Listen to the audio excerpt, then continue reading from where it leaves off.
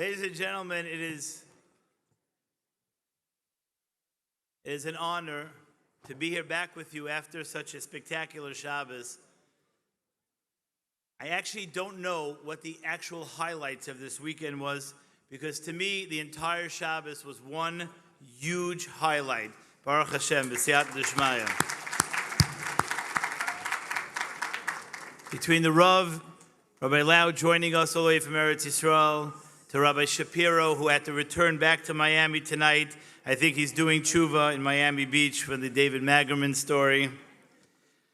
To Sivan Rav Meir, to all the unbelievable guests, Rabbi Olavsky and Rav Gav, and the list goes on and on. Everybody was so spectacular, and mostly you, all of you, for your cooperation and for your spirit over this Shabbos. Truly amazing. A few short announcements before we start this evening's program. Number one is, most important, tonight's program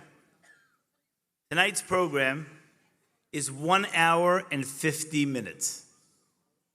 1 hour and 50 minutes, and I urge you to stay. You will bli neder, not be disappointed. 1 hour and 50 minutes. I want to say a special thank you to Torah Anytime. Torah Anytime is streaming this program live on TorahAnytime.com/Project Inspire. We're streaming live on Yeshiva World and on Matziv tonight. No pressure for any of the presenters here this evening. Thank you, Torah Anytime, for your partnership. I also want to make a special announcement for the theme of our weekend, which was when you see something, you do something. Sitting amongst us is Miss Josie Freiberg, who last year came and decided, let's just say that the Project Inspire welcome bags could use an upgrade. And she, Baruch Hashem, has sponsored the welcome bag packets that you received on Friday, and she generously sponsored them, including the Rabbi Wallerstein book that's in there, the Pashmamina, if that's what you call it, so that the women don't freeze in the room, and everything else that went along with it. So thank you. Ladies and gentlemen, without further ado, I welcome you to the Matzah Shabbos program of the 15th Annual Project Inspire Convention.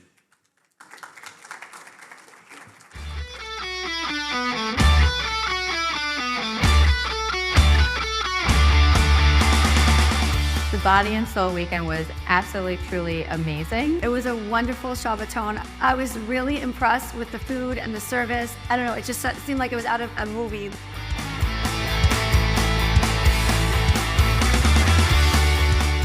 It doesn't matter if you are religious, observant, non-observant, non-religious, or somewhere in between. It just brings you together as a people, and that is what is just so truly amazing.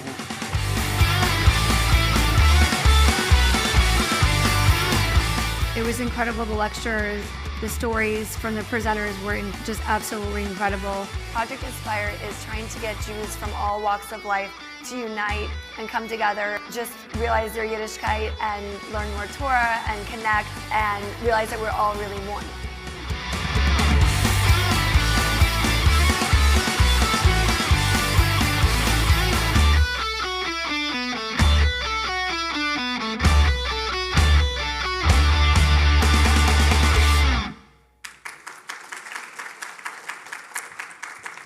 Ladies and gentlemen, it's been said many times over Shabbos, and unfortunately for those who had an opportunity to turn on our phones after Shabbos, unfortunately, more news out of Eretz Yisrael.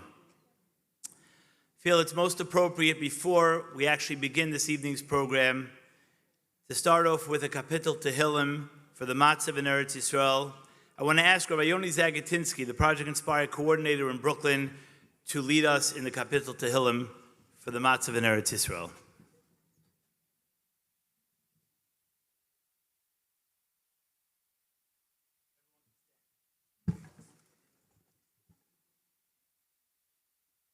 Shir hamalos mimamakim korasicho Adonai. Adonai shemo v'koli tieno eznecha kashuvos l'chol tachnunoi. Im avonos tishmor yo Adonai mi yamod. Kim cho haslicha leman tivorei. Kivisi Adonai kivsa nafshi v'lidvoro hochalti. Nafshi l'Adonai mishomrim laboker, shomrim laboker. Yachel Yisrael el Adonai, kim Adonai hachesed v'harbei mofadus. Behu yifteis Yisrael mikol avonosov. Achenu kol beis Yisrael, anosnim batzara v'shivya, ha'omdim ben bayam u'ben bayabasha, hamokov yirachem aleihem v'yotziem v'tzara v'livracha, me'afelu ora v'shibu gulugula, hashabal gazugab b'tzmakori v'nomar amen.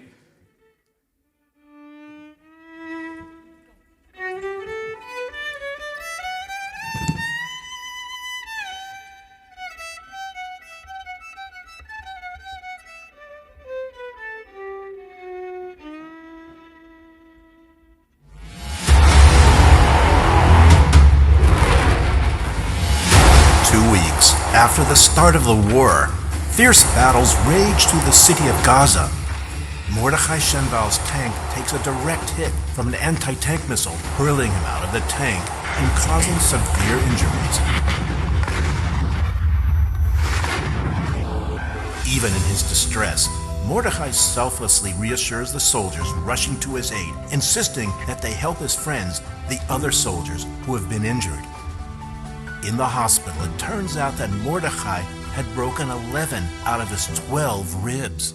While bravely recovering from his injuries, Mordechai's emotional violin performances alongside acclaimed Israeli musicians moved the entire country to tears.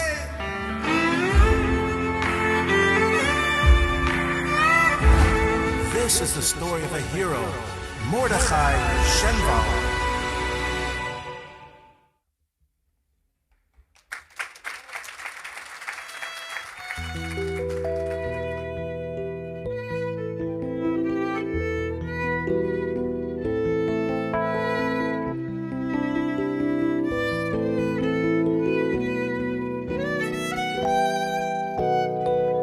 Rabbanu Shalom, your nation is under attack. It's been a rough time for Klal Yisrael, but throughout it all, Uvechol Zois Shimcha Lo Shachachnu, we come together to remember your name and our mission.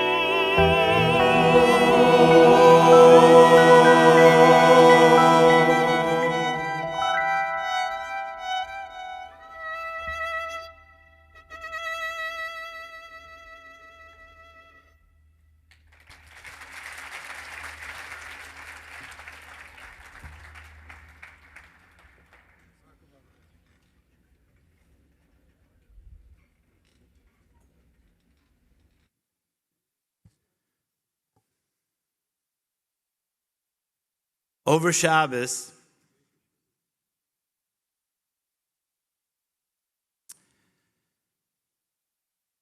we spoke about the concept of seeing something and doing something. And the interesting part about that message is that two people could see the same thing and act completely differently.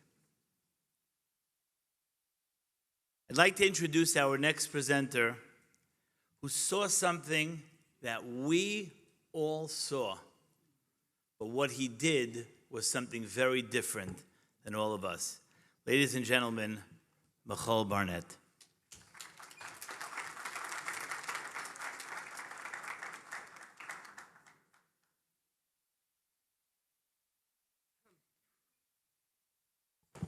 Good Davach, everyone. It's been such an honor for Bruchi and I to be here this Shabbos with all of such amazing people, with such outstanding stories. I'm really humbled by all the people here in this room. It's also a special significance for me, the Project Inspire Convention. You see, I had the schus of being a close Talmud of the Rosh Yeshiva of Noach Reinberg, Zekel Sadik Devracha. And as Yossi mentioned Friday night, the Rosh Yeshiva every year would tell all of us, the Frum community, if we could just get out and reach out, we can turn the tide of assimilation around and change the destiny of the Jewish people. What nachas Rav Noach would have here by seeing all of you. Every sign that I see in the hallway and all the classrooms, his voice cries out to me. I wanted to share with you, when the Rosh Yeshiva would see the psukim in Parshas Shmos, when Moshe Rabbeinu saw the Mitzri hitting the Yid, beating up the Yid, and he would say the pasuk, when he got to the pasuk, Vayar ki ein ish v'yaches ha-Mitzri, he would tell all of us, when you see something, you must do something, you must act. The Rosh Yeshiva would pithily say that in the expression, when you can see a problem, you own a problem. You have to take a chrayas to find and execute the solution. Now that idea always reverberated in my mind, but several months ago it really took on different significance. See, the events of October 7th had us all reeling and bombarded us with inspiration and messages and directives on what we could do for Klal Yisrael and the Chayalim. One thing was clear. We all understood that the achdus of the Jewish people was what would save us from all of our enemies. But I'm sure Rav Noach would add that the achdus has to be with our brothers and sisters who are less affiliated, expressing themselves in an authentic Jewish way. And that idea was what inspired me to think of a program called Pray and Say. Pray and Say is a campaign devoted to get non-affiliated Jews to pray for specific soldiers each and every day for 30 days and say an expression of thanks in the merit of those soldiers' safe return and all of the Jewish people. When we embarked on this mission, we thought we'd get hundreds of people with a grassroots effort. But, Baruch Hashem, we launched a website, and we're able to get, I'm happy to say, thousands of Jews to participate in Pray and Say. Now, it wasn't all that easy. I had to do a lot of things to take a chrayas for the program. And many were not in my comfort zone, like raising $25,000 within 2 weeks and bridging the cash flow to fund the effort. But as my family will tell you, there was nothing that was going to get in my way. The stakes were too high, and the cause was just too important. You know, by taking on such a thing, and I don't do that every day, but taking on such a thing made me a different person and allowed me to see and act on something else just thereafter. Many of you are familiar, most likely, with the video you're about to see. All right, so I have a confession. And I think it's going to be true for a lot of Jews out there. And it's a big lesson for you Jew haters, so I suggest you listen, all you anti-Zionists. Growing up, my Jewish identity was a completely secondary part of my life. I never even thought about it, really. You know, my parents had told me stories about what they went through. My mom had to escape Iraq because she was a Jew. And my dad, sadly, most of his family was killed off in the Holocaust. But I never personalized it. It was never something that was super, super real to me. And it was just stories of things that they went through. But then after October 7th, seeing the way the world responded to the attack and the amount of Jew hatred that actually exists kind of woke up my Jewish side, made me reconnect with it fully. And I think people don't realize just how many Jews out there have reconnected with their Jewish identities now. You know, we were disappearing. We were marrying non-Jews at exceptional numbers. Most of us don't follow the religion. I mean, look at me, I'm covered in tats. And now so many of us are activated. You strengthen us when you attack us. We were disappearing. So I have to say thank you to everyone who has reminded all of us Jews what it actually means to be Jewish. Thank you for showing us the true face of anti-Semitism. And thank you for uniting us once again, because I promise you, we're stronger than ever now.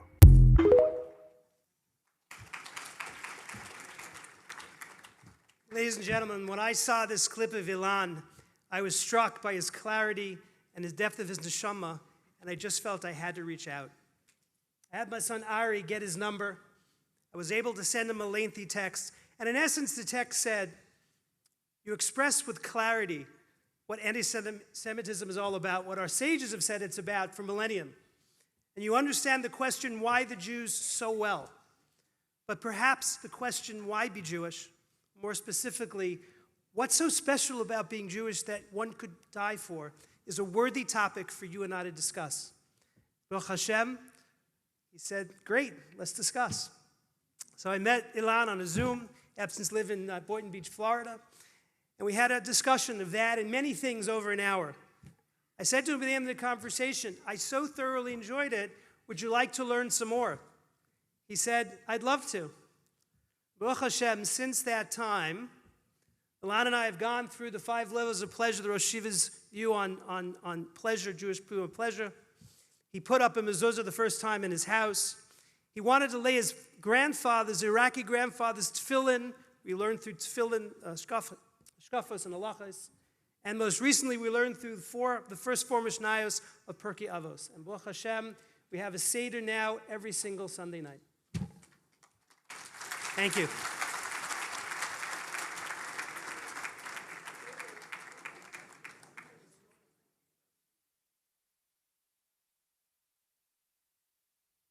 Hey Project Inspire, my name's Ilan. I made a video after October 7th about finding Judaism again. And I think that's so incredibly important right now.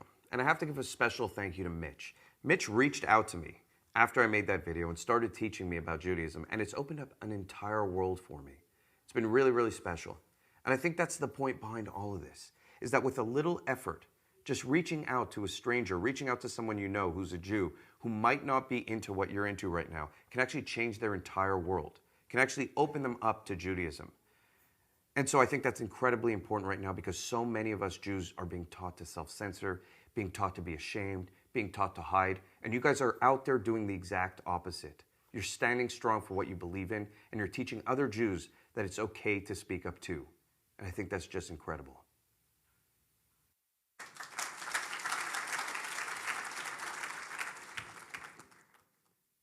While we all saw that video, the first one, Paul Barnett reached out to him and is making an impact on his Jewish life. Yasher koach to you.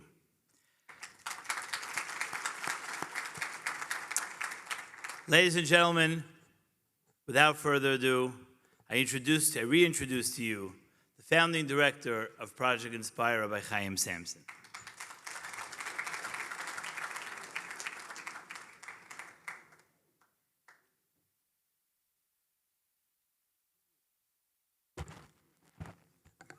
Good Tavach to you all.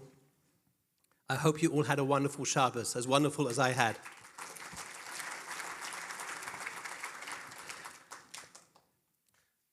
I'd first of all like just to thank my whole team. Baruch Hashem, they are such a wonderful team, all of them, working in unity under Rav Yossi's guidance and leadership. I thank you all. You are incredible. I was once sitting with Rav Noach Weinberg, my Rebbe, and it was during Elul, Misha Nichnas Arba Adar Marbim Mesimcha. And he looked at me and he said to me, you know what, Chaim, there's really one joke, the joke. I said, really? One? There's only one joke, the joke. And he went on to explain to me a story which I was familiar with. There was once a fellow, his name's Avram Kodesh.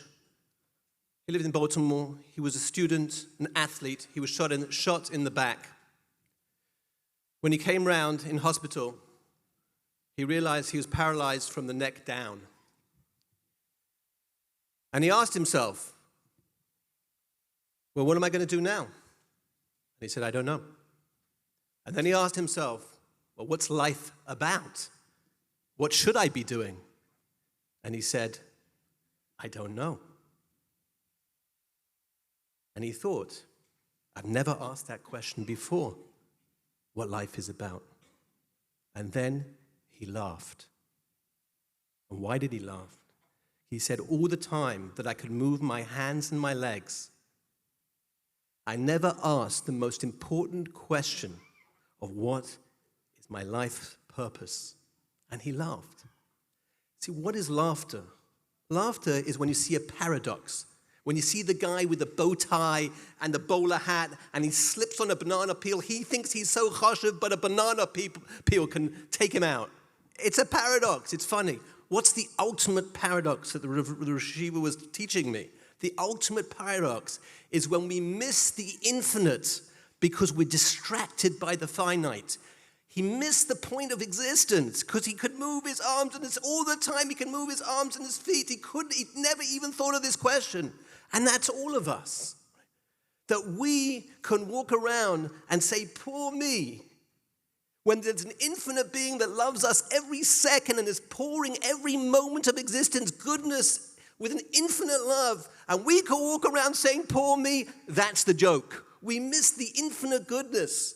We miss the fact that we hear L'hisanei gal Hashem, to take pleasure in the Almighty. Zeh tanug amiti. This is the greatest pleasure. Ha'idun hagadol mikol ha'idunim. This is the greatest of all pleasures, to have a relationship with God. And we have a Torah that gives us an instruction manual for living, how to get that pleasure, and we miss it. That's the joke. You know, we had a tragedy in our people, and we're suffering. We know at the music festival at Nova, it was a tragedy of great proportions, and we're suffering. And people say, who are in the know, that a lot of these people that were there actually came from families. And they came from families, and they weren't from anymore. And some people even say, you know what? Maybe that's why it happened. And we say, chas v'shalom. These were neshamas that were looking for spirituality. They were looking for connection. They were looking for meaning. They were looking for it in Judaism. And they didn't find it. They couldn't find it. Our job is not to judge. We're one people. These are our arms and our legs. Our job is to spread the light. And how do we do that? Ohev sabrius u'makaravim l'Torah. Love people and bring them to Torah. And as Rav Yaakov Weinberg used to say, you can't skip the first step. It doesn't say makaravim l'Torah. It says ohev sabrius. Love people first, because that's the necessary prerequisite. And Rav Asher Weiss explains, it doesn't say ohev sabrius kadei l'karvan to Torah. Don't love people in order to bring. You've got to love people independent of whether they grow or not. Because I love you because you're me. We're cells in the body of the Jewish people. And I love you no matter what you do. That's the first step. We have to have unconditional love for our brothers and sisters. And when they feel that unconditional love, then they'll be open to what we have to offer. And what is it that we have to offer? It's that infinite pleasure. It's that infinite love of the Almighty, that He loves us. Ashreinu matav chalkeinu. Ladies and gentlemen, let us share the beauty of what we have, what we know that we have, with our brothers and sisters in a way that's non-judgmental, that's loving. If we just do that and care about our brothers and sisters with that kind of love, that they're our family, that they're us, we share what they have, Bezos Hashem, we'll see Mashiach Sidkenu Bimheira V'Yameinu. One of the ways that you can play your role, and there are many, many ways that you can play their role. We've spoken over Shabbos. but one of the ways that you can play your role, we've spoken about the 3-day trips that we have. We'd like to show you a little bit about what those things are, and we look forward to your joining us. Thank you very much.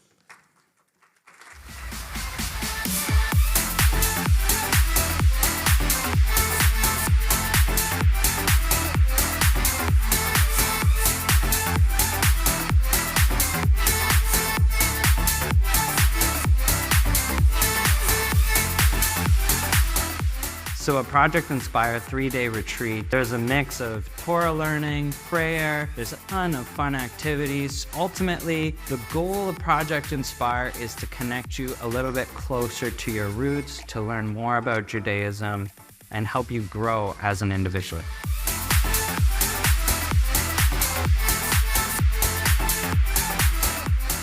The 3-day trips of Project Inspire are designed to bring people together from all different backgrounds. Those backgrounds could be usually more observant, less observant, Sephardi, Ashkenaz.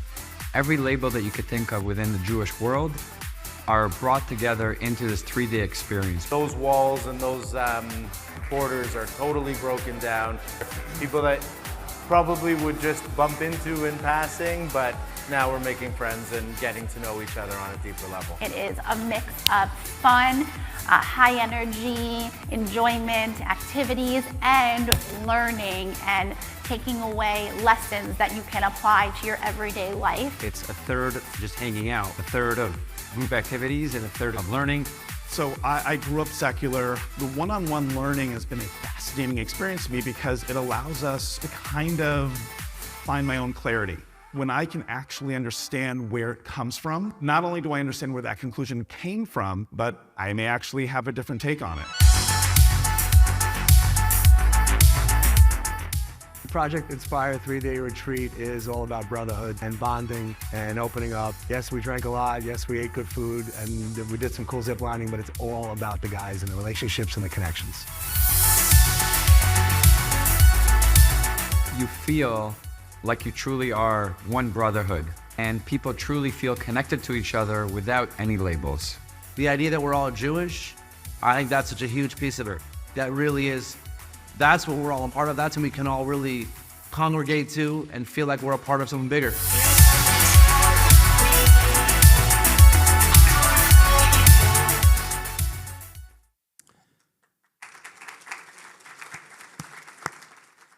Ladies and gentlemen, some of you might have been already approached in the lobby, and if you weren't, you will be, but there's a way for you to sign up as well. We would like everyone here to at least consider learning with a one-on-one chavrusa. People have been approaching you, signing up. The lobby is full of places to be able to sign up for this. But really, there are hundreds of students that we have and people who have gone on our 3-day trips that are waiting to learn with chavrusas. And if we could take one thing away from this weekend, is to do something. In the past, people have said, all right, I figured I signed up for a one-on-one chavrusa. I figured nobody would call me. Guess what? We called them. They're learning. They're changing lives.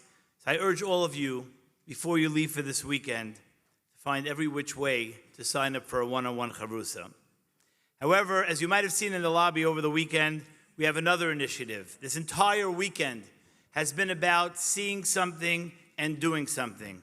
It's about introducing people to you who've seen and who've done and who've accomplished major things that have changed lives.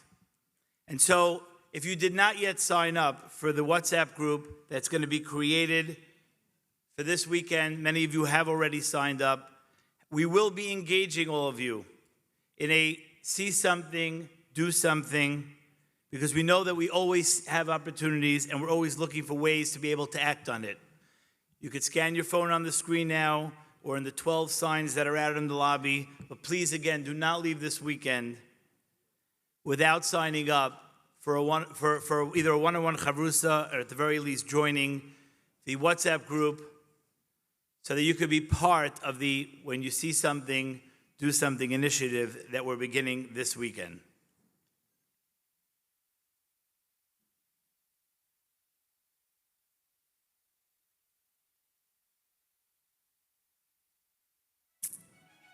Young Yisrael Meir Lau was just 9 years old when he walked out of the hell of the Holocaust. He'd lost most of his family, a wandering child who landed on the shores of then Palestine. The world would have bet that if he'd managed just to get by in life, that would be a major accomplishment. But young Yisrael Meir did much more than just get by. He came to personify the essence of the Jewish people in times of tragedy. V'cha'asher ya'anu oso, kein yirbe v'chein yifrot. The more they beat us, the more and stronger we become. He took up this legacy with a mission to rebuild the Jewish people, rebuild us with great strength. Rabbi Israel Meir Lau. From the darkness of Holocaust, which I personally was very lucky to be one of its survivors, to show us there is a light in the edge of the tunnel. In 1993, Rabbi Yisrael Meir Lau became the chief rabbi of Israel, the leader of millions in Israel and around the world. At a time now when our very existence is being tested, where banners and placards not seen in 75 years are publicly displayed in our backyards, possibly there is no one else in the Jewish world whose experience and message is more relevant than Harav Yisrael Meir Lau Shlita. And if we are here and we exist and we will exist, it's a miracle made by God. To die together, we are experts. To live together, we have to learn. Rabbi Lau has instilled in all of us the meaning of being a Jew, of our history, of the importance of the achdus of the Jewish people, of loving every Jew.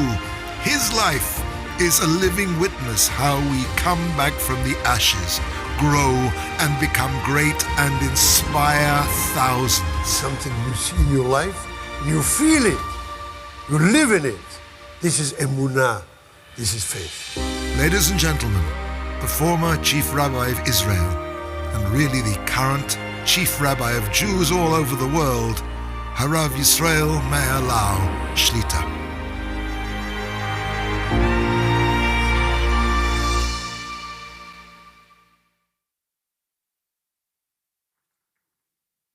Good evening.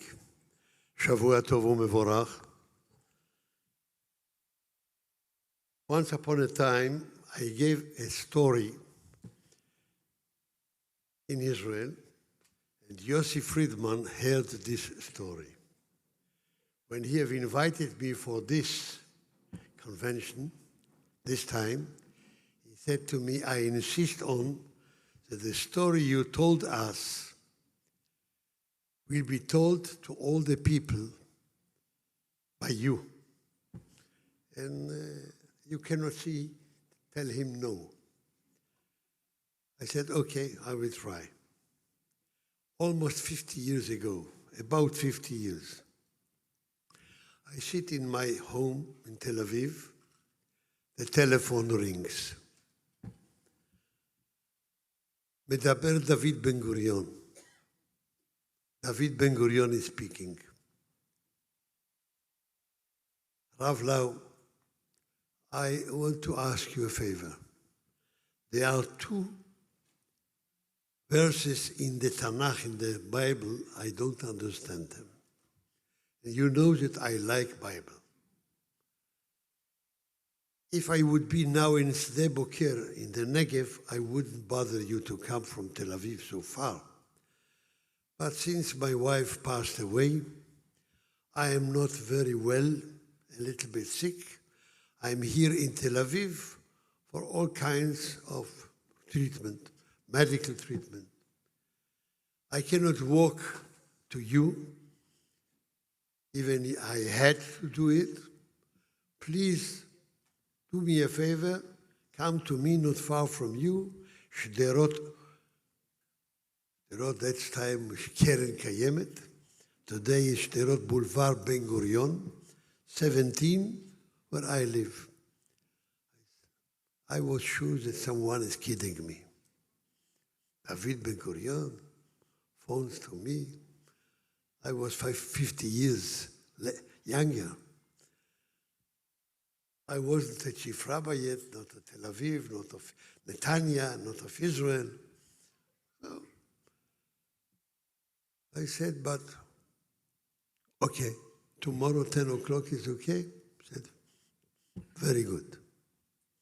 My brother, my late brother Naftali, whom I owe him my life, he worked that time with Moshe Dayan in the Ministry of Defense in Tel Aviv. I wanted to be sure that no one makes kidding from me. I phoned to him and told him someone on the name of David Ben-Gurion asked me to meet him, the Bible story, to Psukim, to verse. Do me a favor and check it for me. If it's not a joke, one was teasing me. 10 minutes later, Naftali phoned. May I join you tomorrow 10 o'clock in Shterot, Keren Kayemet 17? Yes, it's true. I came, the room is full with books,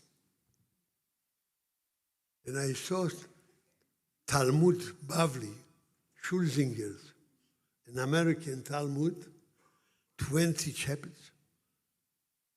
And I asked the bodyguard, Ben-Gurion wasn't yet in the room, does he open once upon a time one of these books? He said, the big one? I said, yes. The red one? I said, yes. Every day, an hour, he's reading in one of these books. It was for me a surprise. Tanakh, I knew that he liked, but Talmud, Bave, Ben-Gurion came. And I told him about the Psukim. I knew only one posuk that he didn't understand. It's a very difficult posuk. Vayir'u bnei Elohim ki bnot ha'adam ki tovot hena, vayikhu lahem nashim mikol asher bacharu. I will not repeat it in the book of Bereshit. To the second posuk we didn't arrive because we spoke only 3.5 hours from the first pasuk. And then came the same bodyguard and said, the doctor said that he has to take what he needs to have. We must stop to take it, 3.5 hours. During this long talk, first time in my life to meet with a man who was a legend. You can agree with him, you can disagree, but it's undoubtedly a legend of the story of the State of Israel. He was the head of the Jewish Agency and then the head of the government of Israel, prime minister and minister of arms. He led the war, independence war. And I had the opportunity to speak to him now. It came to a point that I could ask him, Mr. Ben-Gurion, I want to tell you a story I heard from a rabbi in Yerushalayim, Rabbi Rafael Katzenelbogen. He is a witness to this story. It's an amazing story for me. I want to ask you on this occasion that we sit together if the story is true. What is the story? 1930-33, the Arabs made pogroms against Jewish people, and they killed many, many of us. 7 at once in Mishmar HaShiv'ah, near Tel Aviv. We didn't have an army. We didn't have defense, real defense. And they were 7 countries. What to do? The British mandate who rolled over Palestine, so-called, understood that they had to do something before Holocaust, 1933. They sent a mission, the PIL mission. The name of the head, the chairman of the mission was Lord Peel. That's the name. You have to increase and to check what's going on in Palestine, which was a part of the British mandate. They sit in Yerushalayim, Migarash HaRosim, where the Supreme Court was later. And there was a stand like this and 3 books on it. The Bible, the Havdil, the New Testament, and the Quran for the Egyptian, Islamic, for the British, and the Havdil for the Jews, to swear. It's a point of royalty. We want you to swear that you go to tell the whole truth. Ben-Gurion was the first one to appeal in this house, but he was in France. He bought weapons for the independence war many years later. He was the last witness in the committee of Lord Hall. And he came, put his hand on the Bible, said, I will say the truth, the whole truth, nothing but the truth. And then he gave us lesson, a lecture of 3 hours, the connection of the people of Israel to the land of Israel. And he started with Avraham Avinu and to Yitzchak. And Yaakov, haaretz asher ata shochev aleha, lecha etnena ulezarecha. Everything is for you. And then the stories of Joshua ben Nun and King David and the Maccabim. 3 hours. This is our homeland. This is our past. And we dream for it. And the prayers daily, daily, daily. ולירושלים עירך ברחמים תשוב. He quoted it. When he finished the 3 hours lecture, was for 5 minutes of release, and then Lord Peel said to him, Mr. Ben-Gurion, may I ask you a personal question? He said, of course. That's why I'm here. Where were you born, Mr. Ben-Gurion? The answer was, Plonsk. Lord Peel, where is Plonsk? In Poland. After a while, Lord Peel liked speaking to himself, but he wanted that everyone will listen. Very strange phenomena. You are the last witness here. All the Islamic leaders, such as Nusayba and Wasfi Tal and Khomeini was, all of them were born in Palestine. Most of the Israeli witnesses were not born here. Russia, Poland, Germany.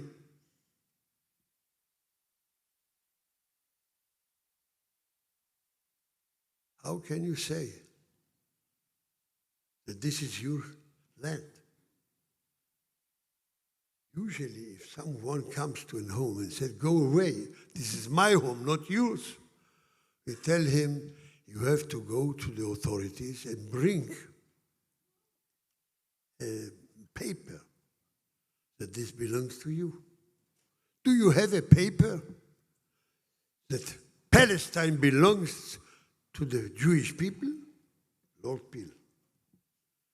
Spontaneously, Ben-Gurion lifted up the Bible. A paper? Lord Peel, you ask me for a paper, a document that the land of Israel is a Jewish land, is our homeland? This Bible is very respected by all the world. All mankind, the culture world, knows what is the Bible. Look in the Bible how many times appears the promise of the Lord Almighty to the Jewish people that this land is ours. This is our homeland. This is the Bible.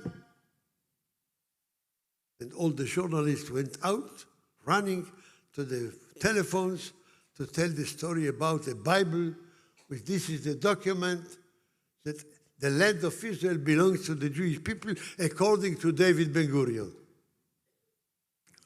I asked him, Mr. Ben-Gurion, I have heard this story from Rabbi Katzenelbogen. He was there. Is it true or a legend? He smiled, that people know and remember. I remember 2 words that he said. Emet v'yatziv. Emet v'yatziv. 100%. He was happy that people know. Then I asked him, if Lord Peel asked you a question and you answered, I respect the answer.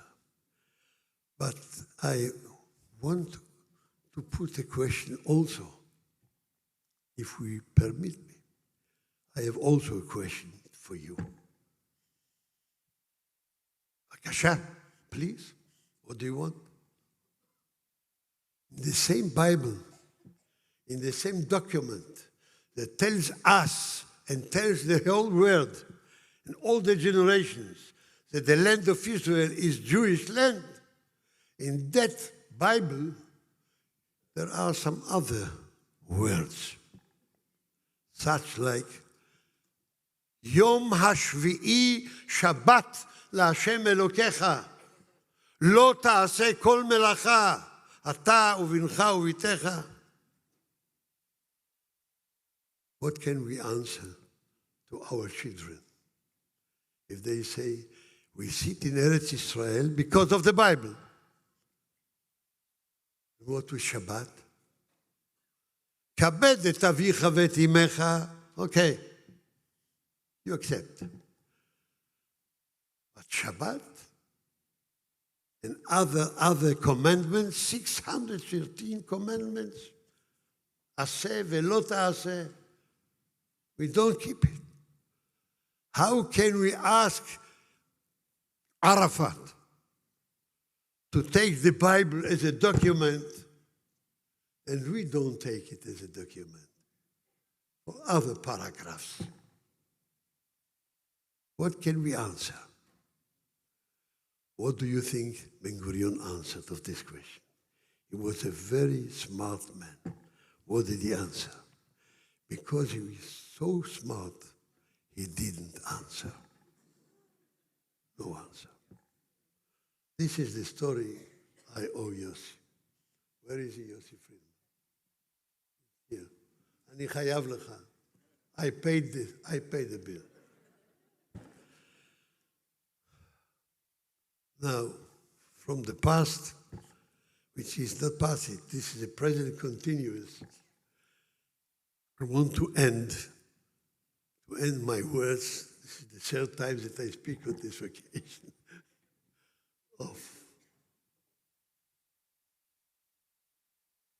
I want to end with one word.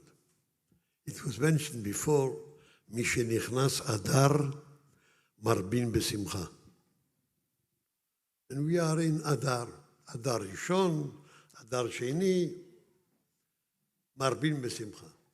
Every child in the kindergarten, in the Jewish kindergarten, sings Mishe, Mishe, Mishe, Mishe, Mishe Nichnas Adar. Adar enters this month, Marbin Besimcha, we will have Purim. Is it true to say? Does it make sense to say Mishe Nichnas Adar Marbin Besimcha? Historically, do you know what happens Mishe Nichnas Adar? 11 months before, on Nisan, Haman made the lottery that in 13 of Adar, להשמיד, להרוג ולאבד את כל היהודים, to liquidate the Jewish people. On the 13th of Adar, גברים, נשים, מן הסתם, children, babies. Then they fast, and they prayed. They said Tehillim in Shoshana Birah, 127 countries. Ribono shel olam, we want to live, we want to exist. He wanted to liquidate the Haman. The months of Nisan went over.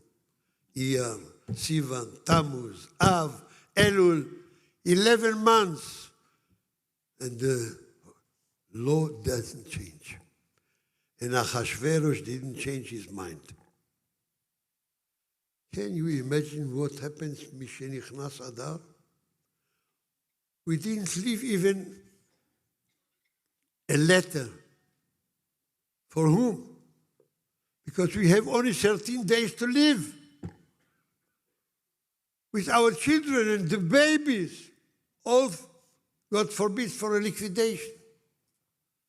Can you imagine the feelings in the Jewish street, in the Jewish homes, in Shoshana Birah, Mishenichnas Adar? They're fasting, davening, crying Tehillim, saying, Mina ma'amakim kraticha. And it says, the Gemara says in Megillah, Mishenichnas Adar, marbin besimcha. Mishenichnas Adar, marbin be'etzev. Sadness, prayers, Tehillim. If you want to be true to the history, you had to say, Misheyatza Adar, marbin besimcha. This is my question. This month passed away. Haman is on the tree, hanged. Mordechai is on the horse. Mordechai is Mishneh LaMelech, Gadol LaYehudim, Ratzui LeRov Echav, Doresh Tov LeAmo, Dover Shalom LeChol Zaro. This is a time for happiness.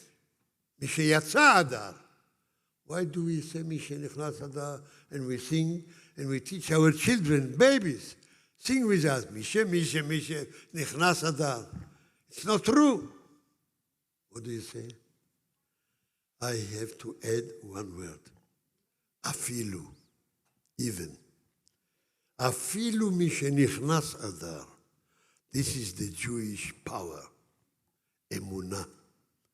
Bitachon biyeshuat Hashem כהרף עין. אפילו משנכנס אדר. According to the calendar, we have only 13 days to exist. But we don't lose hope. אפילו חרב חדה מונחת על צווארו של אדם, אל יתייאש מן הרחמים, says the Gemara in Brachot. Never give up. Never lose hope. Always להאמין. וירא בצר להם, even they were in צרות, בשומעו את רינתם, says the Tehillim. They sing, Yidden sing, אני מאמין. אני מאמין באמונה שלמה בכל יום שיבוא. And they sing, אני מאמין in the ghetto, in the concentration camps. Last war.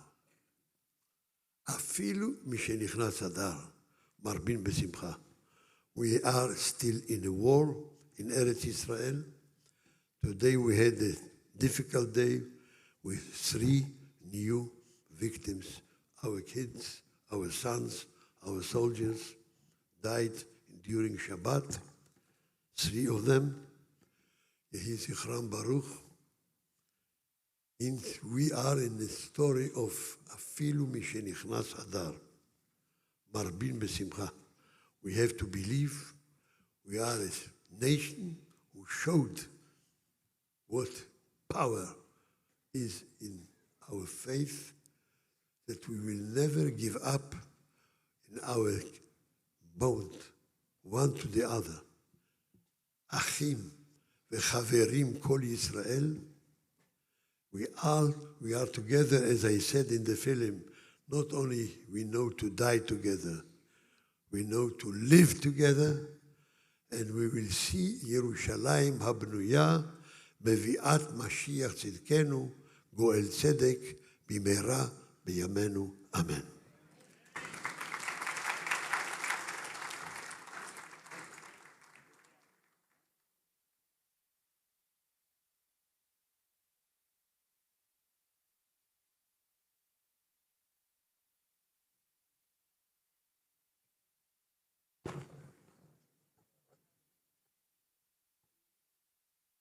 Rabbi Lau, our bracha to you is you should be able to continue inspiring Klal Yisrael ad 120 Shana. Ladies and gentlemen, over Shabbos we discussed the concept. Rabbi Lau just mentioned it now. It's a unique time in our history, and the time is now. Both in Eretz Yisrael and America, people are open. Let's take a little glimpse of what our world looks like today. There is real anger on the streets of Jerusalem right now. Israelis are still divided over the critical issue of reforming the judicial system. Thousands of army reservists threat they'll no longer serve. Some are warning of civil war.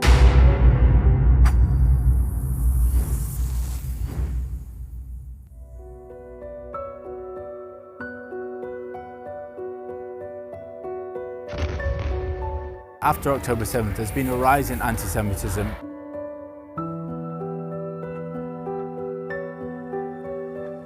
We are the Jews of the diaspora.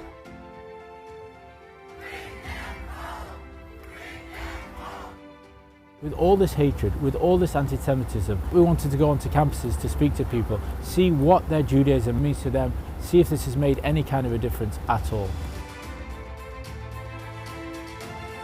After October 7th, people sympathizing with terrorists, everyone realizes that we only have one home and we're never going to be loved by anyone. After October 7th, you just realize how important it is, being Jewish, like that being part of my identity. We want Mashiach. They now understand why Judaism is important without any rabbi giving any talk. The Jewish religion is now part of a larger conversation and a more frequent conversation. October 7th has strengthened my Jewish identity. It's made me a lot more prouder that I'm a Jew, a lot more vocal about it, and making sure to reach out to other Jewish peers regardless of their backgrounds and everything.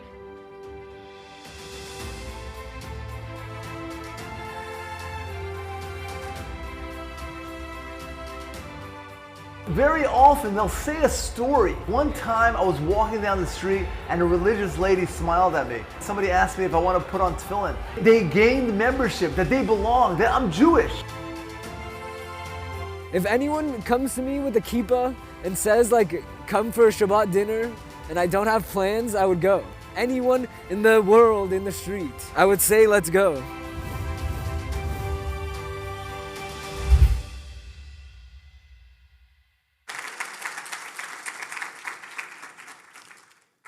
Part of the concept of doing something, as we've spoken about so much over this weekend, and making sure that we leave taking something on, is because we never know where our actions will lead. We don't know if taking something small on will turn into something big. We just know that when we see something, we need to do something. Ladies and gentlemen, it's my great honor to introduce to you Avrami Schoenfeld.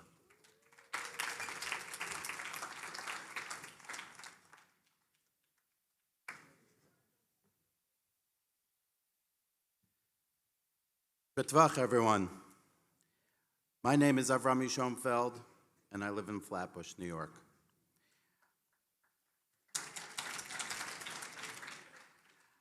I learn a little each morning, then I go to work. I'm involved in my shul and with other chassid organizations, but I can't say that I grew up doing kiruv or that it's my forte. So I guess I'm just a regular Flatbush guy. About 2.5 years ago, I began learning Talmud Yerushalmi. Art Scroll was making a siyum on Yerushalmi in Miami around 1.5 years ago, and I decided to attend together with my chavrusa and a few of my friends. The night of the Siyum, they were predicting a big hurricane which would be affecting flights into the area, so we decided to go a day early. I ended up changing my flight 4 times and finally ended up on a JetBlue flight the night prior. I ended up in the middle of an exit row seat, sitting next to a pretty big guy who was clearly very nervous to fly. He turned to me and said, "I see that you are Jewish, and it makes me a bit calmer that you're on the flight." I asked him if he was Jewish, and he said, "Sort of, but I'm not religious." I asked him his name, and he said his name was Alon. I explained to Alon that there's a special prayer that people say called Tfilas HaDerech, the traveler's prayer, and that if he would say it, Hashem would watch over him. Since he was originally from Israel and was able to read Hebrew, he said, okay. I took off my yarmulke, I gave it to him, and he said the prayer. For the next 2 hours, he was pretty quiet. Around 45 minutes before landing, there began some serious turbulence. I could see him getting anxious, and he began to sweat. He started mumbling under his breath, saying a lot of words that I can't repeat.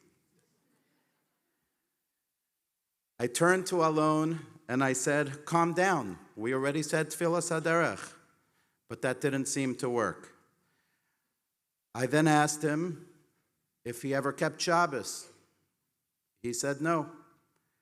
I asked him if he ever ate kosher. He said no. I asked him if he ever davens. He says the last time that I davened was about 10 years ago when a Chabad person bumped into me into the airport and put tefillin on me. I said to him, okay, I'm going to make you a deal. I'll say Tehillim with you now if you promise that tomorrow morning you will put on tefillin. I don't know what made me say that, but I just did. His terse response back to me was, you sound just like my father. I waited for an answer, and then he said, okay, fine, it's a deal. We said a few kapitlach of Tehillim together, and he calmed down. When the flight landed, we swapped phone numbers, and I told him, I expect to see a selfie of you wearing tefillin tomorrow morning.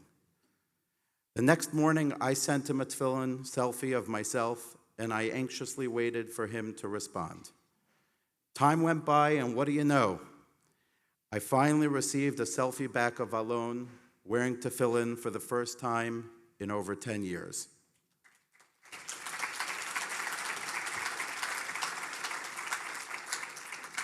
I was pleasantly surprised that he took me up on this challenge. We continued sending each other these tefillin selfies every day. This went on for months. It was a cute little chat that took me 10 seconds after I davened, and I was excited that Alon was putting on tefillin every single day. About 3 months later, I was in LA, and I went out to dinner with someone that I had recently met, Marcus Butler, and I told him about the tefillin selfie thing that I was doing each day with Alon. He was inspired by it, and he reached out to a non-religious Israeli associate friend of his, whose mother-in-law was not well, and proposed that he do the same thing as a schus for a refuah shalema for her. He accepted, and they started doing the tefillin selfie thing too. That week, we began a 4-way chat, and every day, every single one of us posted their tefillin selfies on that chat. This went on until Pesach, when I convinced a non-religious chef at an Orlando Pesach program to join us. Soon a few others began to join, and then there were 12. It was exciting that this little tefillin selfie thing was helping people, and I looked forward to helping and to finding more people to join. One day, Marcus, who I got closer with, he's now Moshe to me, had tickets to a game, and he told the group that if we reached 50 people, he would raffle off 2 tickets to a Mets game. We sent out the link, and people started joining. Young boys, older men. It just started growing. Overnight, we had over 150 people.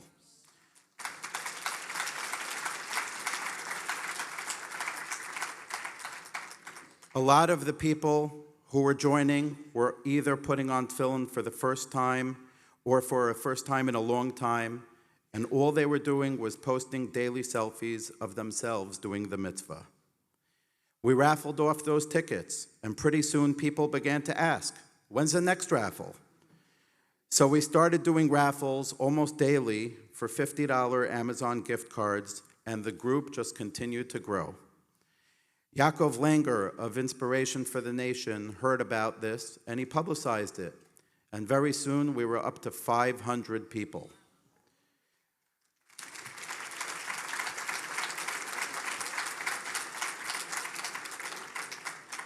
By the end of this past summer, we had close to 3,000 members and had to open 3 separate WhatsApp groups.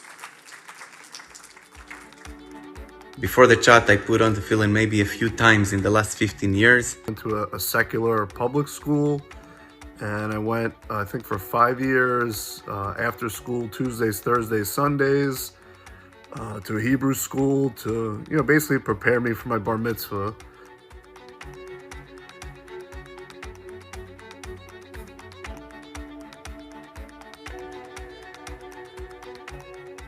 I have to say it's been a blessing in all the sense of the word. I was talking with Remy Schoenfeld, and he was telling me about this group. He asked me if I put on tefillin anymore, and I said I really don't. It's been sitting on the top of my closet for the past 15 years, and I really haven't touched them. So I'm making this video to emphasize how important it is to wrap tefillin every day, especially in the morning. It definitely helps me personally to see so many people around the world putting on tefillin, davening to Hashem. Honestly, I've been putting tefillin on since.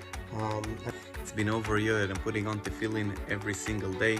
Thanks for the chat, and of course thanks for Mark and Abrami for opening the chat. The group chat is a great reminder every day that I need to continue to wrap tefillin.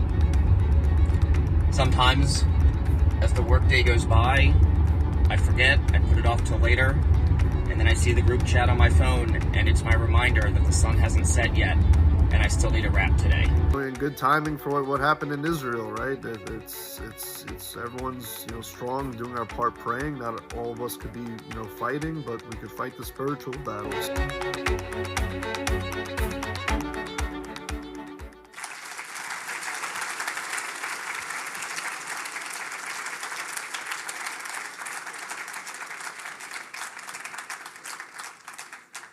As our group continued to get larger and larger, I went with Moshe to visit Rav Elia Brudny Shlita to get some Torah guidance about how to proceed.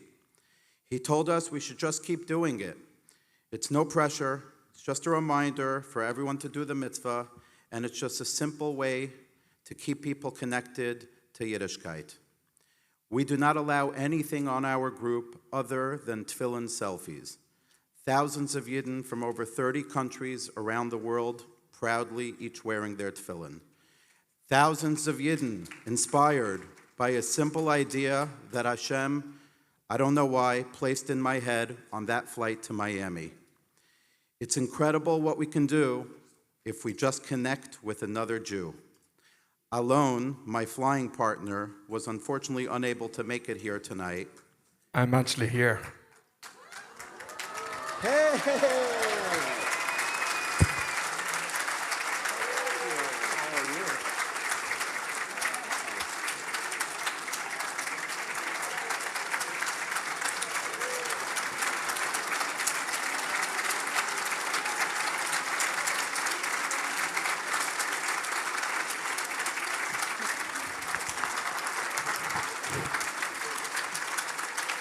Wow, what a surprise. But I just wanted to say, I know how much it has meant to him, to Alon, and I know how much that this has changed his life. I just want to end by telling you that the person that I am today is definitely not the person that I was a year and a half ago. This experience has totally transformed and changed my life. Now that I see how open people are to joining such a club where there's no judgment, just camaraderie as Jews of all kinds.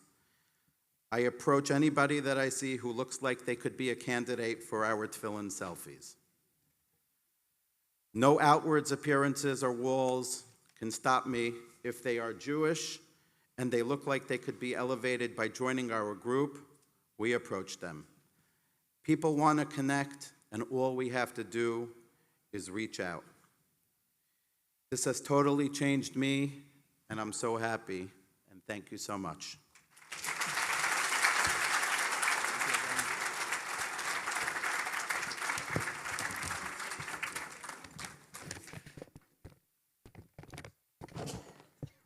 Hi, everybody. My name is Alon Tal. I wanted to thank Avrami, and I wanted to thank Project Inspire for being here today. To say the truth, it was very difficult for me to be here today as I started a new job, and I've just moved to a new community in Florida where I could, where I could be around more Jewish people, but I could not miss the opportunity. I wanted to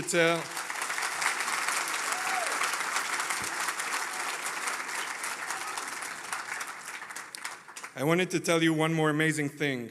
I left Israel many years ago, and I left my tefillin behind. That was many years ago.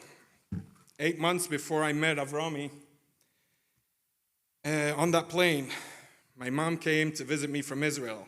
She brought the tefillin with her. I asked her, why did she bring them? She didn't know why. There was no specific reason. She said, she just felt like it was a good idea to bring them with her. They sat in my apartment for months, gathering dust. Then I met Avrami, and he challenged me to take the selfie with a tefillin. Since that day, I put on my tefillin every day, and I send a daily tefillin selfie.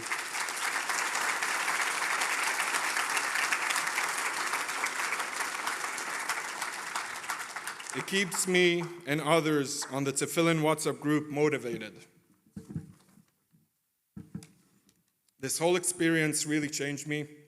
I feel like many times people bump into somebody like me and they have a chance to say a kind word, to reach out and to connect. Don't hold back. Grab those opportunities. Thank you.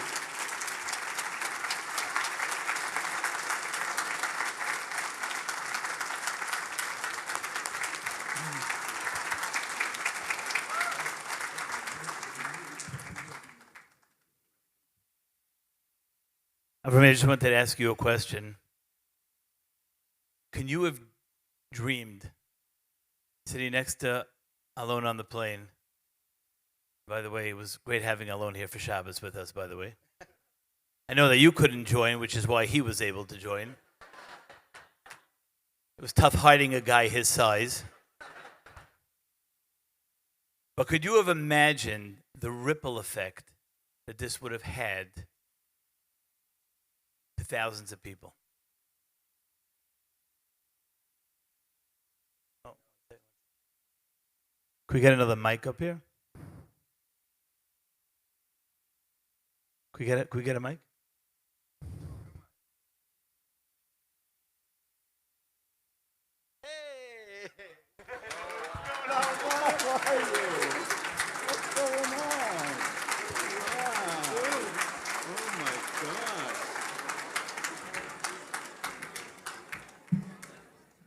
Avrami, I was asked to come here and express the impact that you've had on me. I drove 4 hours from Baltimore just to be here in this moment, to say thank you to you, and to say thank you to Marcus. The blatant selflessness that you portray every single day, the heartfelt and genuine messages that get sent out in the group, they always hit so close to home for me. The fact that I got a call personally from the both of you when I joined the group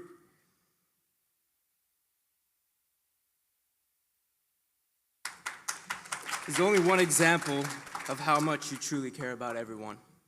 You realize that the world is not just about one individual. It's about all of us together, and you sacrifice so much to make each and every one of us feel accepted and loved. No words can truly express the gratitude I feel towards you, but for now, I'll say it plain and simple. Thank you.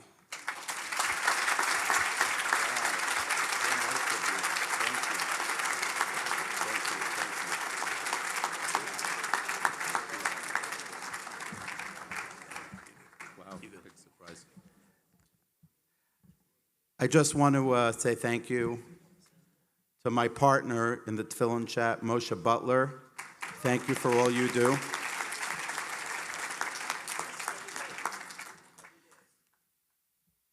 And I encourage anyone, if you see an opportunity, even something small, part of your daily routine, always look to make a Kiddush Hashem, because you never know what'll come out of it.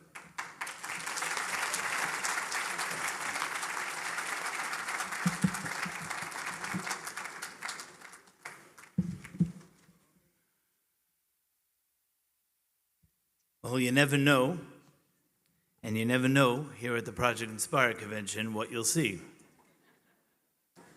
Ladies and gentlemen, another thing we learned over this weekend, and we know to be true in our lives, is that sometimes we have this expectation that when we encounter a less affiliated Jew, we have this expectation that after the encounter with us amazing frum people, that somehow the person's going to then take off their t-shirt and put on a bekisha and somehow automatically become a frum ben Torah overnight. But life doesn't work that way. In our own backyard, we have a recent story that taught us just this very lesson. Ladies and gentlemen, it's my honor to introduce to you Dovi Weiser.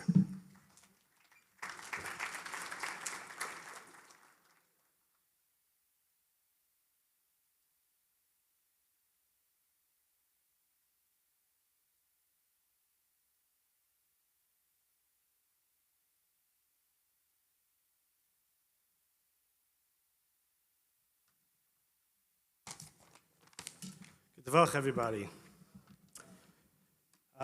So I just heard the tail end of the Tefillin sagas. And actually my story for right now opens with a little bit of a Tefillin story as well. 2 years ago, we were on a trip, on a tour. And one evening we were having a kumsitz. And there was a non-Jewish tour group that was near us.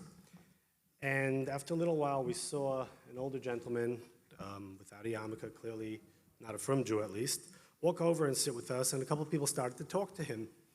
And I joined the conversation, and after a few minutes, he shared that he grew up in Brooklyn, New York, went to Yeshiva Brooklyn, now he lives in California, and he hadn't put on tefillin since 1960-something, I don't recall. But it was clear he heard the Jewish music, and it called him, and so he came to sit with us. And I started talking to him, and I don't know why, I just said to him, well, and I don't remember his name, honestly. I said, we have Shacharis tomorrow morning at 8:30. Why don't you come join us and you can put on tefillin? He says, no, I can't. I said, it's no big deal. You guys are right next door anyhow. Come. He says, you don't understand. I can't. And he went on to proceed and explain to me his mother had passed away from a terrible sickness, his sister, and he had issues with Rebbeinu Shalom that he couldn't reconcile. But I don't want you to think I've forgotten everything he said, because I still give tzedakah, I still give charity, and I even send a check every year to my alma mater, to Yeshiva Brooklyn. I said, okay. And it just dawned on me that clearly tzedakah is important to him, and a little spark had been turned on by the music here tonight. So I said to him, you know, if you come put on tefillin tomorrow morning, I'll make a donation to your favorite charity. He said no. We spoke a little further, and let's just say that by the end of our conversation, there was a promise of a substantial donation for myself and somebody else to his favorite charity if he would join us to put on tefillin in the morning. And he took leave, and I left, went back to my room, and I called my friend Moshe Leib Gray, who's a Chabad Shliach in Dartmouth College. I said, Moshe, how do you guys do this? I see all the pictures, you make it look so easy. And he said to me, what happened? I told him, he says, don't worry. He said, if a Yid wants to do a mitzvah, to be mezaka another Yid with a mitzvah, there'll be siyata d'shmaya. And I gotta tell you, I went to sleep, I was pumped, I was sure that guy's gonna be in the morning, I was early to davening. Let's just say that he didn't show, and to say I was deflated would be an understatement. However, for the past 7 weeks, my thoughts about this story have totally changed. And I'm filled with hope that this Jew will find his way to putting on tefillin, maybe even to the group, who knows. And the seed that I planted 2 summers ago will perhaps take root and grow. You see, approximately 30 years ago, I went to buy a bottle of wine for Shabbos. And I walked into Topps Liquor on Avenue U between East 28th Street and East 29th Street. And I bought a bottle of wine. I think it was a little more than 30 years ago, and they carded me. And yeah, it was a little more than 30 years ago. And I didn't have proper ID. And they said, you can't buy it. I said, it's for Shabbos. Didn't care what it was for. You'd need ID. So I went out to the car. My father was in the car. He came in, and of course, we struck up a small conversation. And then from then on, every time I walked into the store, we were friends. And my friendship with the Cohn family, with Howie, whose uncle started the store in the 1940s, his wife, who passed away during COVID, his son Jeff, who's become a good friend of mine, and his wife Mary, they become my friends. And I sent him tons of customers over the years. He taught me a lot about wine. I taught him about whiskey. Nobody knew much about bourbon then, so it was just scotch. And they've been to our home for Shabbos and for Shabbos meals. And one time I invited him for a sukkah, for a lunch. And I was thinking, I have Lulav and Esrig, how can I get them to bench Lulav and Esrig? I don't want to be so obvious. They may look at it as weird. What is this thing? So I decided I'm going to leave the Lulav and Esrig on the table in the sukkah, and they'll come in. I say, I just got back from shul. Oh, this is Lulav and Esrig, and if they engage, we'll do something about it. And kachava, they come in, we make kiddush in the sukkah, and I pick up the Lulav and Esrig to walk out, and he says, what is that? And I tell him, what do you do with it? And I explain that we shake it. And his wife says, can I do it too? I said, for sure. And so I give her the Lulav and Esrig, and I make a bracha. She repeats after me. Then he does it. And she says to me, what is the significance of this Lulav and Etrog? So I said, it's a very, very good question. Let's start the meal, and we'll talk about it. I'm thinking to myself, how am I going to explain to a non-frum person who knows they're wonderful people, they're super Jews, but they don't know much about anything when it comes to practicing Yiddishkeit? How am I going to explain kavanos, lulav and esrig, what it resembles? So we go in, we wash, we sit down at the table, and as soon as we sit down, I cut the challah, she says, so what's with the lulav and the etrog? I said, we're going to get there. And 3-4 times throughout the meal, she keeps on pushing and saying, nu. And before I could even say anything, she turns to my son Yehuda, who was 8-9 years old at the time, and she says, Yehuda, do you know the significance of the lulav and esrog? He says, of course. My Rebbe told me, and in 30 seconds he spits out an answer. And she goes, oh, I get that. That's great. Sometimes you bring a person to your table, and you're so, you have trepidation about it. I have to make the right impression. I have to say all the right things, you write notes. And then sometimes you see that you don't have to have a cheshbon. The answer just comes out naturally. Well, excuse me, approximately 15 years ago, I was in my office. It was the end of the day. And my phone rings, and it's Jeff. It's, how are you? Good. So I need to talk to you. I said, okay. He goes, no, I really need to talk to you. I said, like in person? He says, yes. I said, do you need me to come to the store? He says, if you wouldn't mind. I said, okay. So it was towards the end of the day. I got in my car, and I drive into Brooklyn, and I get to the store about 7 o'clock at night. And I come in, and he calls me into the office in the back. He's sitting there with his wife, with his mother, with his father, and the air in the room was very, very heavy. And he goes and he pulls out a piece of paper, and the paper shows how basically somebody had said not to shop in his store because he wasn't Shomer Shabbos, and the store was open on Shabbos. Recently, there had been other stores that opened in the neighborhood from owned liquor stores. Today, we have a dime a dozen, but back then, 15 years ago, there weren't so many, and 20, 30 years ago, there certainly weren't. And he looks at me and goes, how can they do this to me? And I was quiet. He says, my uncle, my dad, we've been here for the community. When you needed to buy wine for Shabbos, this was the only store. Orlander's wasn't a Jewish store yet. Midwood on Coney Island Avenue wasn't here. We were the only ones. How could they say not to shop by me? I was quiet, and the Kadosh Baruch Hu put Siyata D'Shmaya in my head. And I said, Jeff, imagine your suit is dirty, and you drive up to the cleaners, and there are two cleaners on the same block. And one of them has a pink ribbon in the window that money from the business goes to support cancer research. And one doesn't. And somebody in your family, unfortunately, has suffered through this. And so cancer is a cause that's near and dear to your heart. Given the choice, you're going to walk in and support the store. He says, of course, the store. I said, yes. I said, well, Jeff, you need to understand, Shabbos is our cause. It's the cause of the Jewish people. Nobody is not choosing you. We're just choosing to support our cause. He was quiet. He looks at me and he says, so what do I do? I said, I can't tell you what to do, but if you want to close on Shabbos. He says, how does one do that? And I said, well, really, you just pull the gate down. And he looked at me and goes, well, I don't know if I'm ready, but, and we started to talk a little bit. I said to him, well, let me ask you a question. I said, you know, what would be if your daughter Emma, I think she was 8 or 9 years old at the time, came home with a non-Jewish boy, and before I could even finish the sentence, him, his mother, all of them, God forbid. I said, well, let me ask you a question. Why shouldn't she? I mean, what does Judaism mean to you? What does it mean to her? What does she see that she should want to marry a Jew or at least stay away from marrying a non-Jew? And we had a very long conversation. I spent a little over 5 hours there that night. The next day was Erev Shabbos, being Makatzer here, and I bought them Shabbos candles. And that was it. And I go in there regularly. I've sent them, over the years, hundreds of customers.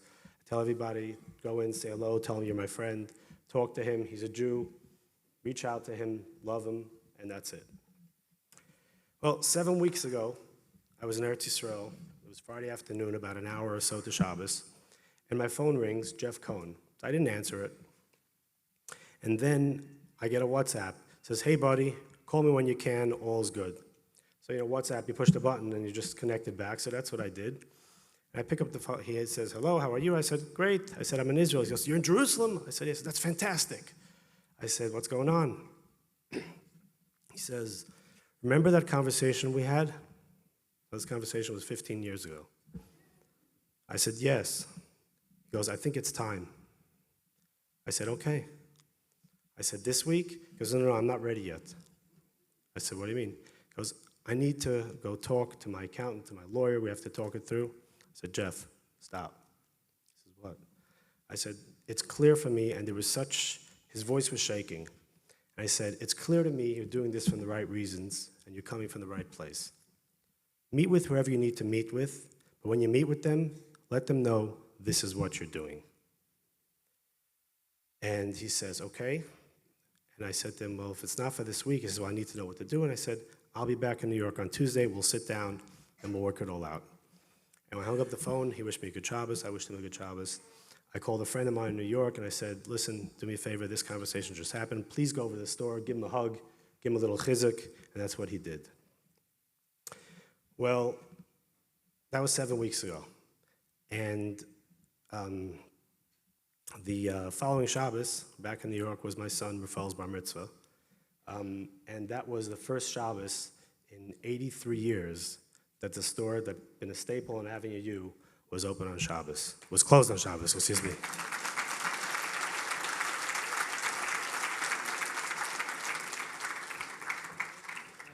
It's been a long journey with my family. In 1941, my great uncle opened up a liquor store on Bedford Avenue and Avenue U. And flash forward 83 years later, my family is still here. I've always been proud of who I am. I've never protested to be something I'm not, but growing up in the store, I always imagined how my life would end up. And after what's going on in this world, and thinking about everything, my wife and I and my father and children really want to have a better quality of life. So I picked up the phone and called one of my good customers and said, I think the time is right for what I want to do. And he goes, you're talking about closing on Shabbos, aren't you? And I said, yeah. I said, I think it's the right move. I just don't know exactly what to do. And he said, just do it. So we closed the store 5 weeks ago at 4:15 on Friday, closed on Saturday, and started what I believe is the best chapter of my life, which is to celebrate Shabbat. It's been an unbelievable experience for the last 5 weeks. I get to be with my family. My shoulders feel like they're below my knees, no pressure. I get to hang out with my daughter and just have an amazing time. What I did not expect was, or wasn't ready for what the community was going to do next, which was my phone didn't stop ringing. People didn't stop coming in my store. The gifts, the hugs, the kisses, the thumbs up, people telling me that they're proud of me and what I did. And the best way to sum it up is if I needed to have a football team, I'd have 2 million Jews on my team in 2 seconds. So although being a dad is the greatest thing I've ever done, and meeting my wife, this is way up there, because what it's brought us has been the most unbelievable path that we've had for the last 5 or 6 weeks. Just the way my store is flowing, the way the customers are coming in and talking to us and treating us. They'll ask me a question, and as they'll walk out, they'll turn around and go, "You did a great job, we're so proud of you." I've witnessed customers laughing, crying. I'm like, "Why are you crying?" They're like, "Because we're so happy for you." So, although I'm proud of who I am, never before have I ever been so proud to be a Jew like I am now. So I'm excited for this new journey. I'm excited to see where it takes us. But I just want to thank everyone for making us feel like we did the greatest thing ever. So we love you. Anytime people have questions or anything, come talk to me. But I'm just ecstatic, really. For a guy with a big mouth, I think I have no more words left to say.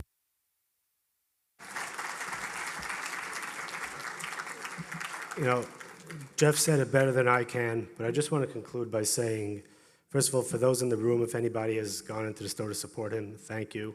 If you haven't yet, we all have friends in the business, but let's show the love and make it go around. I never would have thought that I'd be watching this video or standing up here telling the story. At the time, it was just something that happened, and this was just somebody that I was friends with who happened to be a Jew. But you got to plant seeds, you got to reach out. You never know, sometimes they grow quickly, sometimes it takes a long time, but we see that they grow. I'll get the vach. Thank you for listening.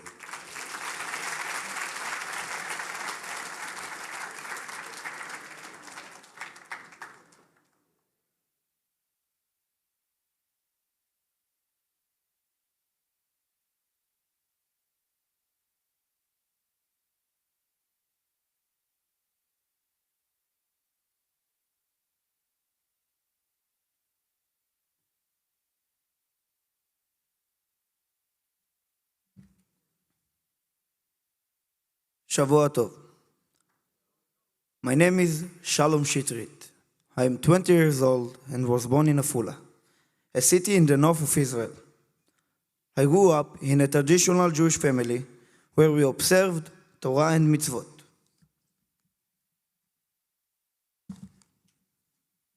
When I was 18, I joined the IDF as a combat soldier in the Golani Brigade, in a battalion which is known in Hebrew as Gdud 13. Besides my duty to serve in the army, I was honored to serve, not only to protect the land of Israel and the people who live in it, but in a way to serve on behalf of all Jewish communities around the world.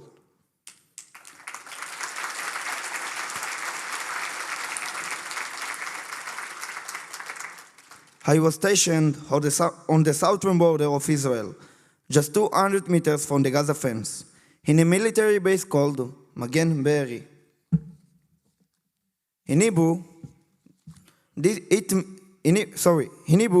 it means the protectors of Kibbutz Be'eri. Needless to say that none of us had any idea how famous Be'eri was going to become just a short time later. On the morning of October 7, the Shabbat of Simchat Torah, there were 25 soldiers in the base. I was on patrol outside. I had no idea that the next few minutes were going to change my life, the lives of the people of Israel, and the life of every Jew, wherever he is. At 6 and 10 a.m., I received an alert about the possibility of a terrorist attack into Israel. Suddenly, a massive rocket barrage began. As soldiers in a combat unit, my team and I quickly manned our combat positions. At this exact moment, one of my commanders reported seeing a terrorist. Few seconds later, I had 2 terrorists right in front of my face. I managed to kill them both, but not before one of them managed to shoot my right leg. Thank you. As I lay in my own blood, I realized that I must not remain in the same place because I would get shot. I needed to get help quickly. I tried to move towards Tomer Barak, my commander, Tomer and Tzagiv, a soldier who was right next to him. In that moment, a grenade was thrown right at them. It exploded, and Tomer was killed.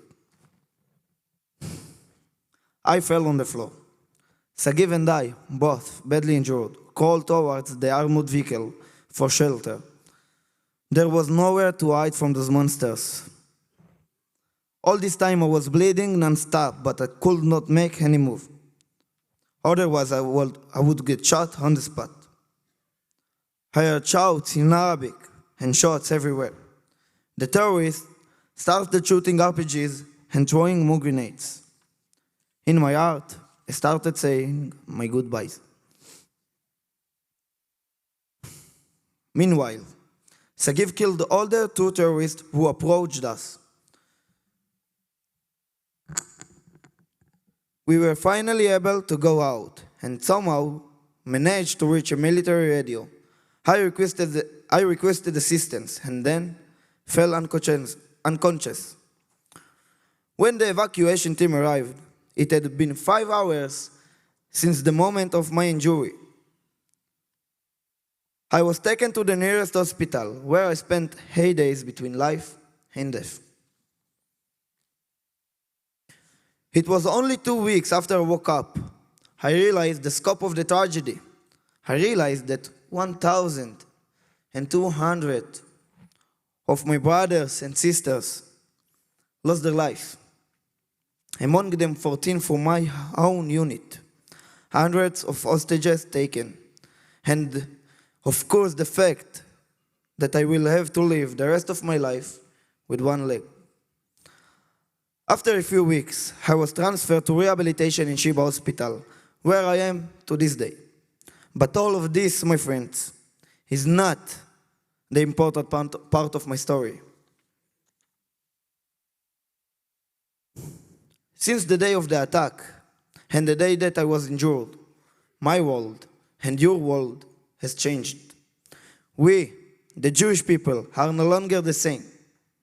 It was not that long ago that the Jewish people in Israel, and to a large extent Jews all over the world, viewed each other as different beings, whether politically, religiously, or how they dress, where they live, or what type of education they had. We were a split nation. But that changed. It is unfortunate how it changed, but it changed. Today, look around. The Jewish people. You see Haredi people dancing together with Chilonim, whom they don't even know. You see non-religious people helping religious people. And videos of Jewish Americans coming all the way to Israel to support, to volunteer, and simply give of themselves. It is truly amazing. This experience taught me something really powerful. We will always be chased by our enemies. We have always been attacked by them. Since the day of Moshe Rabbeinu. And it is not going to stop. That we probably can't change. What we can change is to stop searching for reasons to fight with each other and to stop being each other's enemies and to acknowledge the lesson we received on October 7. We are all one. We are all brothers and sisters.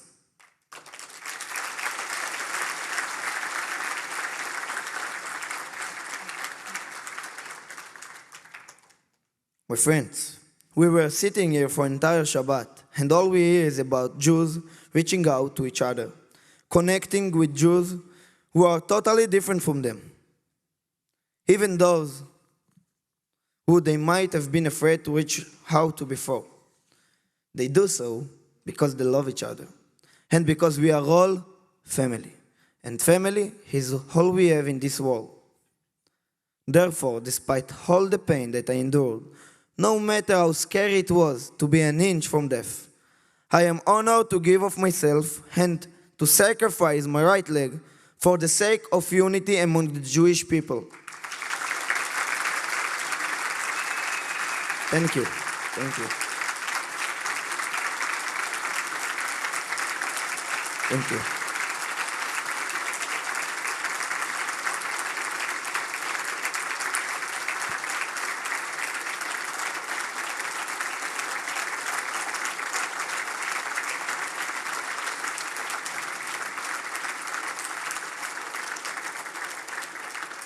Thank you. This unity is the best gift that any soldier who is fighting the fight on the front lines of Eretz Israel can receive. Any other gift would just be superficial. The most sincere gift, the most sincere gift you can give us while we protect the lives of Am Israel is to protect the unity, friendship and love between us, because we are all one.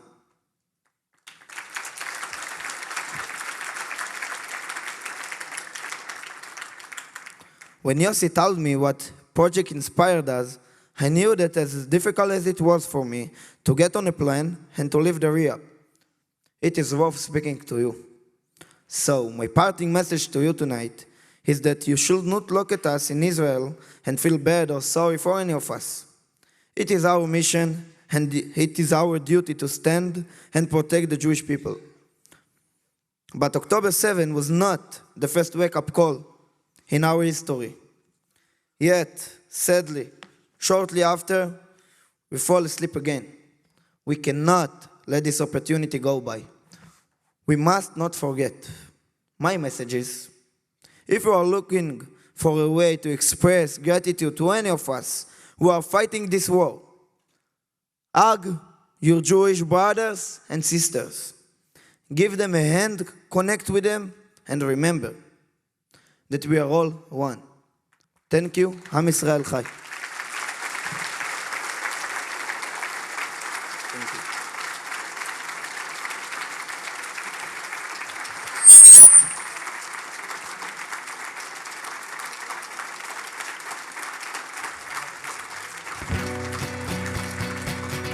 You are ready to dance?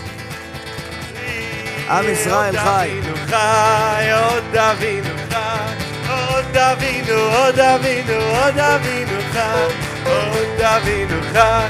Hey, hey, let's go everybody! עם ישראל חי, עם ישראל, עם ישראל.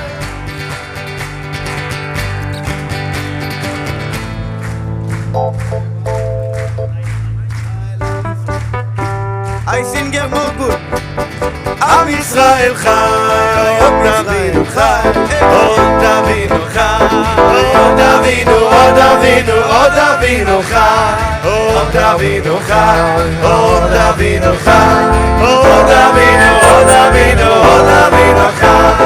עם ישראל, עם ישראל, עם ישראל חי, עם ישראל, עם ישראל, עם ישראל חי, עם ישראל, עם ישראל, עם ישראל חי. Am Israel, Am Israel, Am Israel Chai. Od Avinu, Od Avinu, Od Avinu, Od Avinu, Od Avinu, Od Avinu Chai. Od Avinu, Od Avinu, Od Avinu, Od Avinu, Od Avinu, Od Avinu Chai. Am Israel, Am Israel, Am Israel Chai. Am Israel, Am Israel, Am Israel Chai. Am Israel, Am Israel, Am Israel Chai. Am Israel, Am Israel, Am Israel Chai. Od Avinu Chai, Od Avinu Chai, Od Avinu, Od Avinu, Od Avinu Chai. Od Avinu, Od Avinu, Od Avinu, Od Avinu, Od Avinu, Od Avinu Chai. אנחנו מאמינים למאמין, תן לנו להאמין להישאר. כי אלה נביא, אבינו שבשמיים. אנחנו מאמינים ונהם מאמינים, אין לנו עמילי שואל. אלו אבינו, אבינו שבשמיים. ישראל, ישראל, בטח בשם, בעזרם ובגינמו. ישראל, ישראל, בטח בשם, בעזרם ובגינמו. ישראל, ישראל, בטח בשם, בעזרם ובגינמו. ישראל, ישראל, בטח בשם, בעזרם ובגינמו. אנחנו מאמינים ומאמינים, תן לנו אמיני ישראל. אלא אבינו שבשמיים. אנחנו מאמינים ומאמינים, ואין לנו אמיני שואל. אלו אבינו, אבינו שבשמיים. ישראל, ישראל, בטח בשם, עזרא ממגיננו. ישראל, ישראל, בטח בשם, עזרא ממגיננו. ישראל, ישראל, בטח בשם, עזרא ממגיננו. ישראל, ישראל, בטח בשם, עזרא ממגיננו.